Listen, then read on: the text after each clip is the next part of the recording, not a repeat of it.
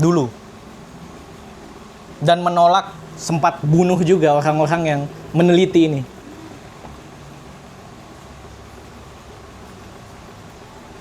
Pernah dengar sejarah itu? Enggak. Menurut saya itu yang bumi datar. Oh iya. Terus cerita kayak gini. Karena tuh ada dalilnya di Quran. Iya. Iya. Iya. Terlihatlah bumi terhampar. Iya. Ada dalil. Iya. Makanya dia pakai yang bumi datar. Pas belajar tauhid gitu. Itu. Apakah epistemologi Islam itu mengajarkan flat earth? Aku nanya nih, serius nanya ini. Aku nanya nih.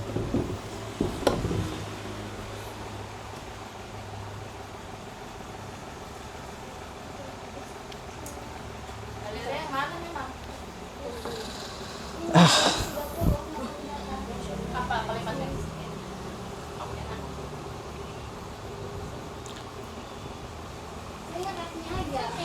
Oke, silakan buka HP-nya dalil bumi datar, coba cari.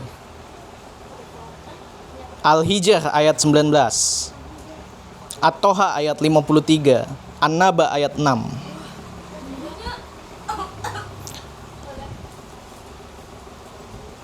Tapi begini, aku juga bukan flat earther ya.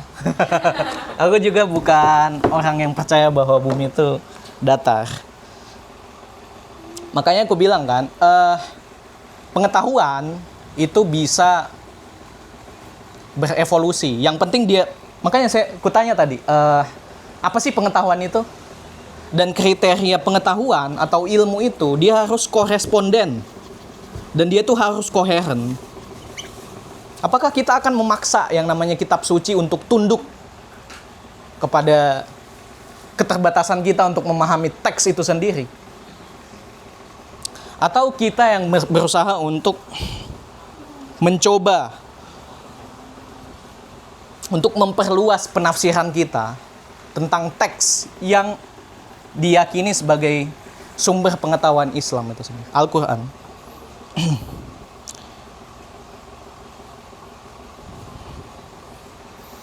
Ya, kita perlu bertanya ya ke ahli tafsir yang dimaksud dalam An-Naba ayat 6 Al-Mihada, hamparan, itu seperti apa sih?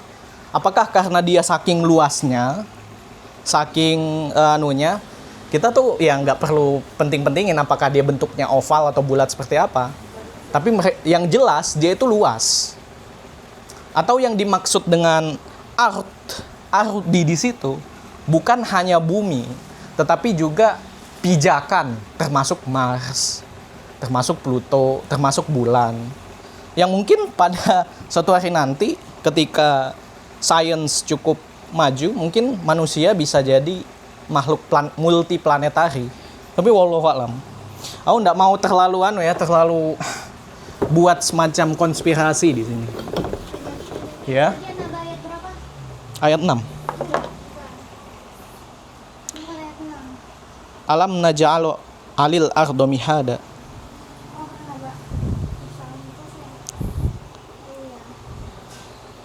Atau Al-Hijr ayat 19. Al-Insyiqaq. Ayat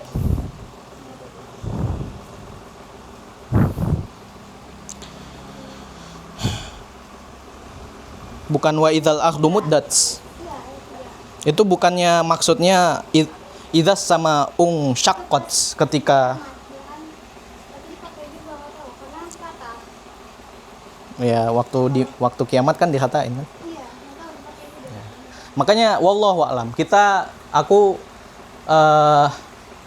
Aku merasa memang untuk berdebat tentang bayani atau teks Al-Qur'an itu memang kompleks ya istilahnya. Bukan kompetensiku di situ. Tetapi yang ingin aku ajak teman-teman di sini tuh untuk kembali mempelajari epistemologi Islam itu sendiri.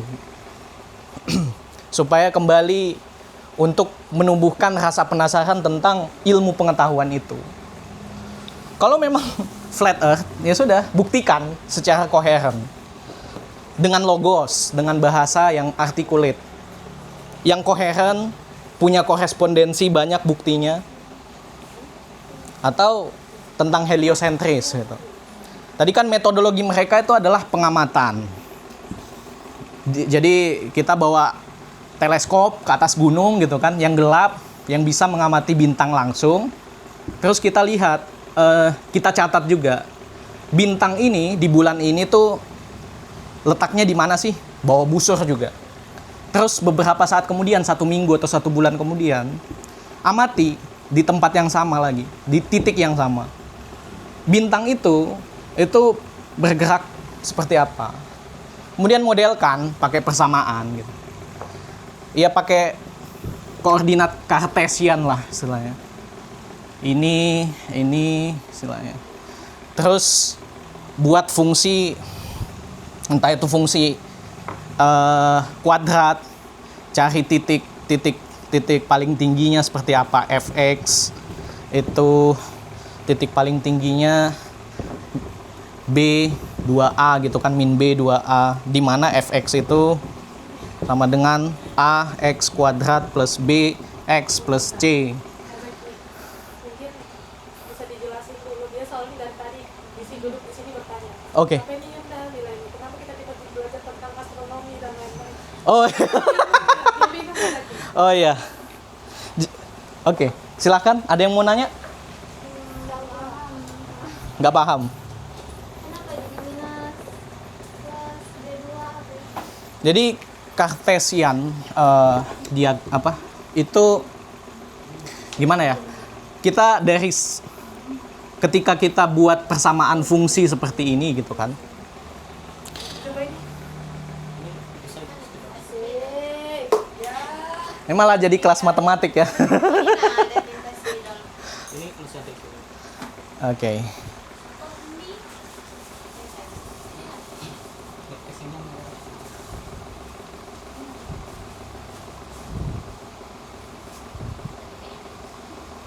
Udah lamanya. masih ada tuh tintanya tapi tadi bekas. Insyaallah. Ini. Takut habis ini.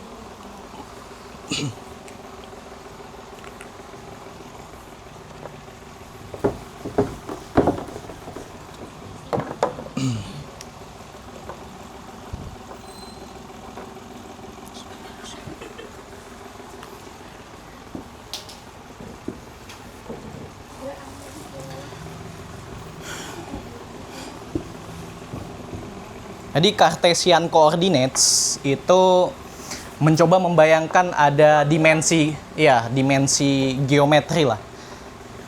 Ketika ada persamaan seperti ini gitu kan,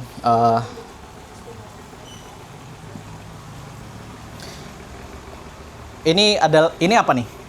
Ini x, ini y. Tapi tahu nggak ini grafik apa? Ya, parabola.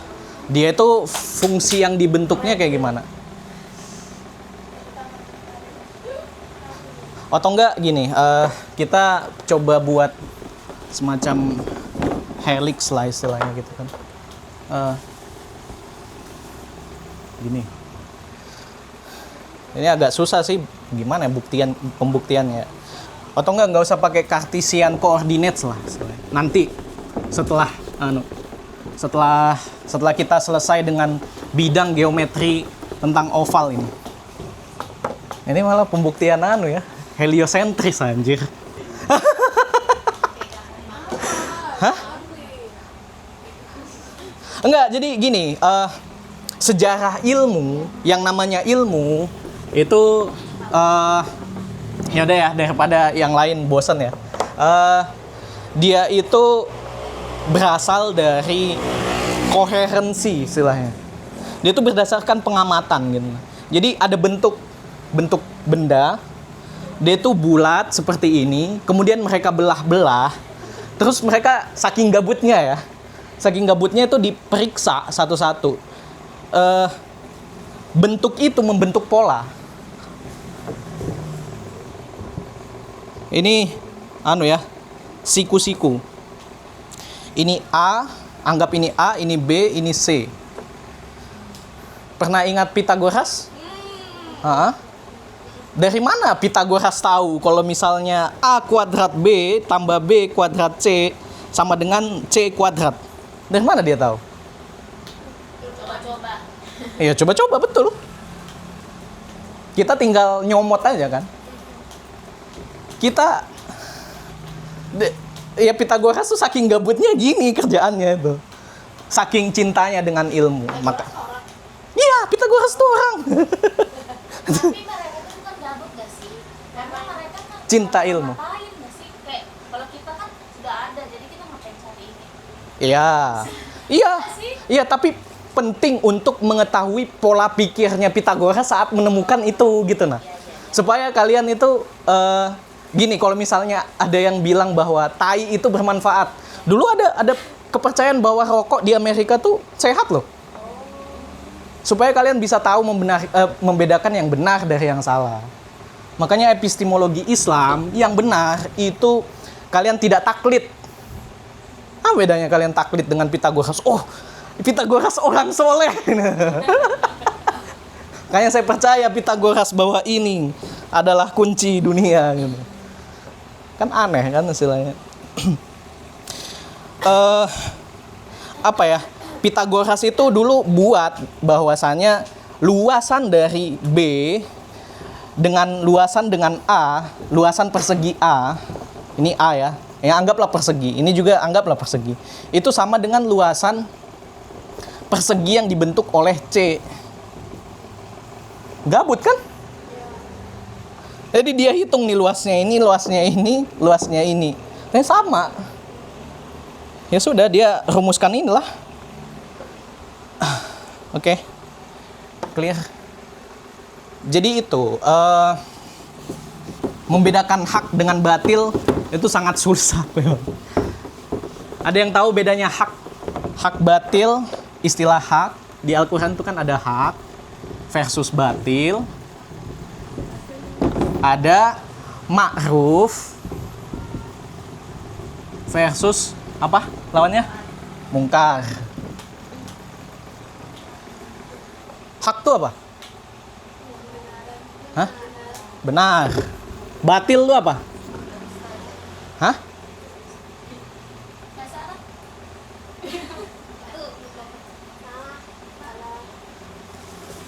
Uniknya, ini bukan salah ya, sia-sia. Hampa, sia-sia. Batil. Ngapain? Kayak apa ya? Orang menganggap bahwa ada Tuhan selain Allah gitu kan. Ngapain Tuhan kok satu? Tuhan kan cuma satu gitu. Ngapain? Gabut.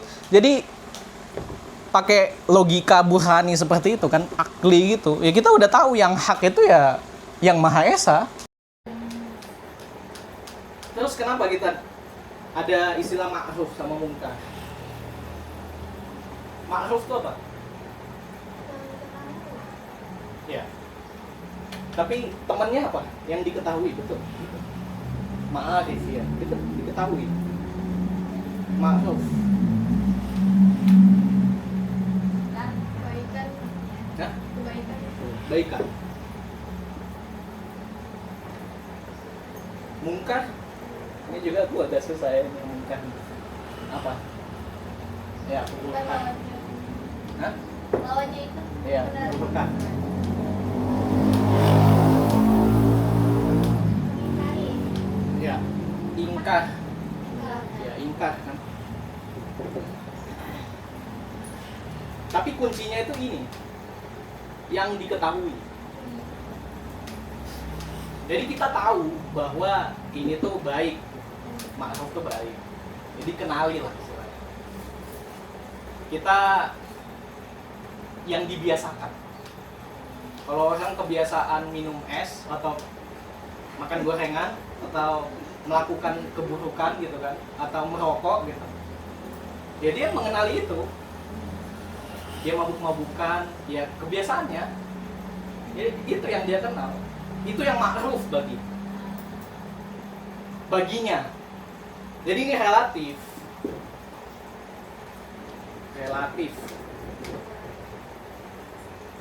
Makanya kan apa ya?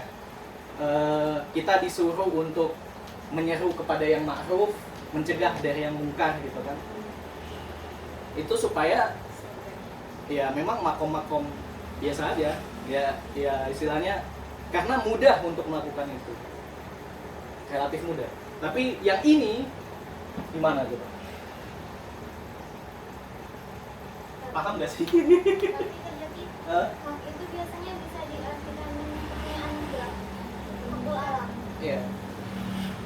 Berarti Kepunyaan siapa? kepunyaan Allah. Tapi kalau misalnya dikira-kira kadang orang-orang di rumah tuh ngasih nama hakul ini. Punya pakai nama. Punya siapa tuh? Misalnya punya saya hakul tapi gitu. Ya, tapi hak yang sebenarnya hak punya siapa? Allah. Iya. Jadi kalau dalam ilmu tasawuf istilahnya ilmu sufi mengakui kepemilikan itu sudah mungkar. Jadi yang di pemahaman yang dikenali yang diketahui oleh sufi beberapa tarekat mengakui bahwa punya hak itu sudah mungkar. Sudah ingkar bahwa segala sesuatu itu mungkar. Tapi itu di epistemologinya sufi lah istilahnya. Tuh.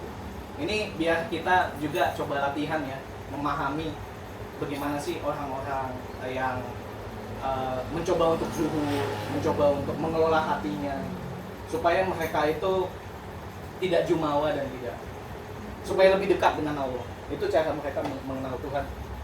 Wallahu a'lam. Ada lagi pertanyaan? Mau dihapus? Hapus ya. Dina.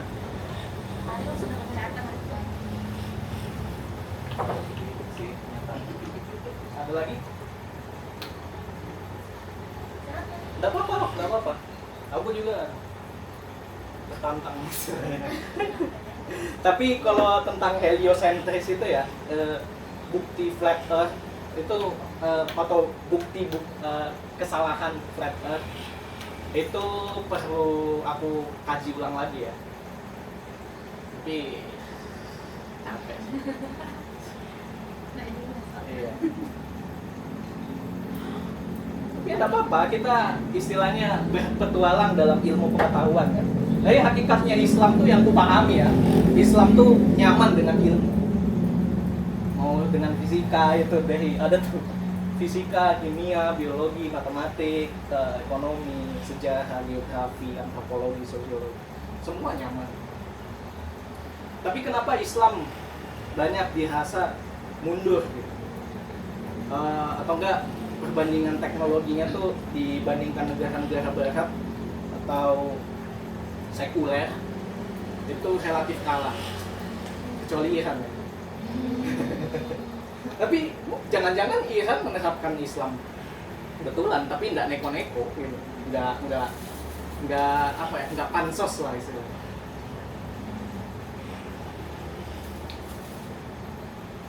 Makanya kan ya harapanku setelah menjelaskan kayak begini kalian lebih bergairah untuk mencari ilmu pengetahuan apapun gitu. Mungkin kalian mau ngaji Al-Quran terus baca artinya, apa ya artinya ini ya, apa ya artinya ini ya, terus mungkin kita bisa berdiskusi tentang apa yang kamu temukan gitu kan. Jangan-jangan aku yang salah gitu kan.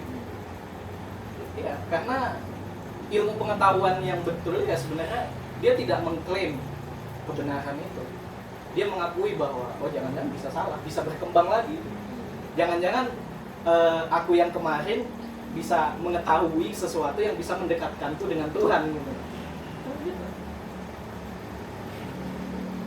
Dengan kita nyaman kayak begitu, terbiasa dengan itu, ma'ruf dengan itu, mengenal itu, ya gue rasa kita bisa jadi lebih baik dibandingkan kemarin. Oke, mungkin cukupkan ya, sudah 17.50, 17.55. Ada lagi yang mau ditanyakan? Oh, nggak ada yang tanyakan ini. Tanya real, cuma malu. Atau kita matikan dulu rekamannya? Ya. Dadah. Iya. Oke, saya tutup. Apa ya bagusnya menutupnya ya? Billahi sabilil haq fastabiqul khairat. Wassalamualaikum warahmatullahi wabarakatuh. Waalaikumsalam.